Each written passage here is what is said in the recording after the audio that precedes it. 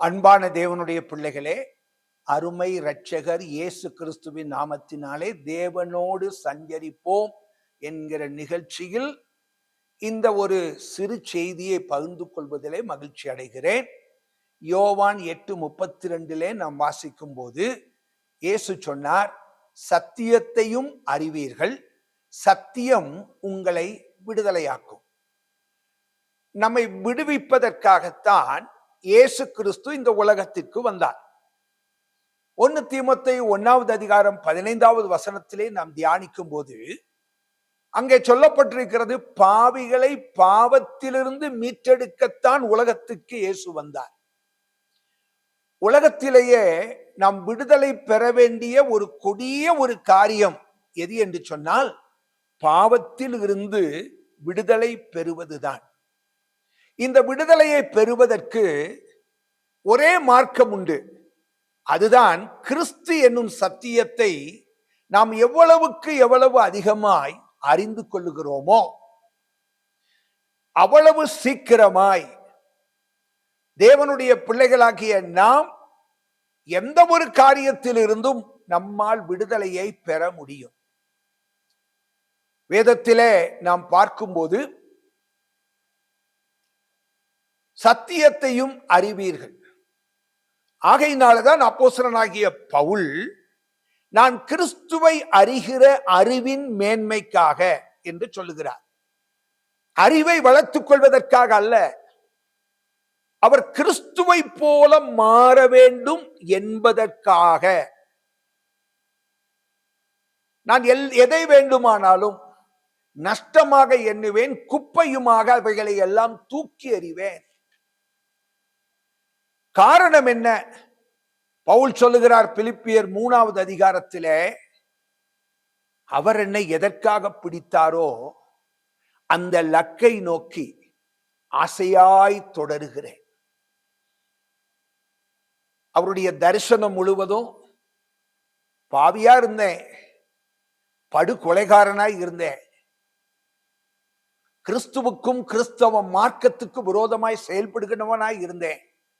ஆண்டவர் என்னை பிடித்து விட்டார், என் வாழ்க்கையை மாற்றி இருக்கிறார், அவருடைய சித்தத்தை செய்வதற்கு என்னை அழைத்திருக்கிறார். நான் கிறிஸ்துவை போல மாறணும்னா, கிறிஸ்துவை அறிகிற அந்த அறிவின் மேன்மை, அதுதான் மேன்மையான அறிவுங்கிறாரு. காரணம் என்ன தெரியுமா? அந்த கிறிஸ்துவாகிய சத்தியத்தை நான் எவ்வளவு அதிகமாக நான் அறிந்து கொள்ளுகிறேனோ, கிறிஸ்துவை அறிகிற அறிவின் மேன்மைக்காக எந்த அளவுக்கு நான் என்னை அர்ப்பணிக்கிறேனோ, அந்த அளவுக்கு நான் கிறிஸ்துவை போல மாற முடியும். என்னுடைய வாழ்க்கையிலே கிறிஸ்துவை போல மாறுவதற்கு தடையாய் இருக்கிற காரியங்களில் இருந்து எனக்கு ஒரு விடுதலை கிடைக்கும் என்பதற்காகத்தான் கிறிஸ்துவை அறிகிற அறிவின் மேன்மை எனக்கு மிக முக்கியம் என்று சொன்னார். எனக்கு அன்பான தேவனுடைய பிள்ளைகளே, பிடிக்கப்பட்டுட்டோம், ஆண்டவர் நம்மை ரட்சித்து விட்டார், இதோட நிறுத்திவிடக் கூடாது. ஆண்டவர் என்ன பிடிச்ச பிறகு நாம் பிடிக்கப்பட்ட நிலைமையிலே இருக்கக்கூடாது. கிறிஸ்துவை போல மாறணும். கிறிஸ்துவை போல மாறுவதற்கு தடையாயிருக்கிற காரியங்களில் இருந்து நமக்கு விடுதலை வேணும்.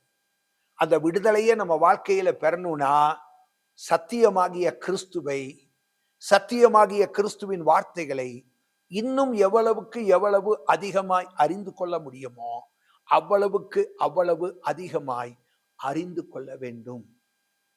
அப்படி நாம் அறிந்து கொள்வோமே ஆனால் சத்தியம் நம்மை நிச்சயமாக விடுதலை ஆக்கும்.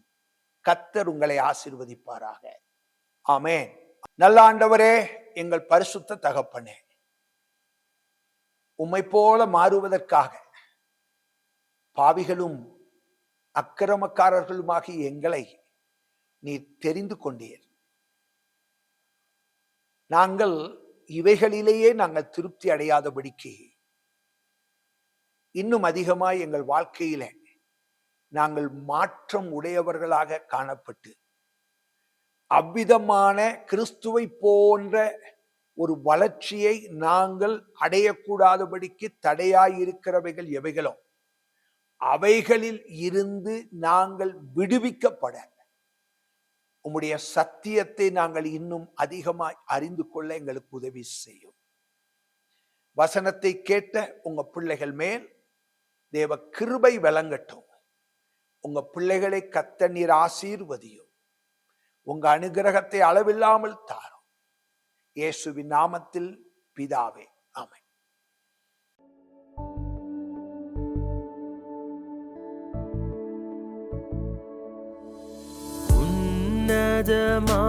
உன்னதமானவரே,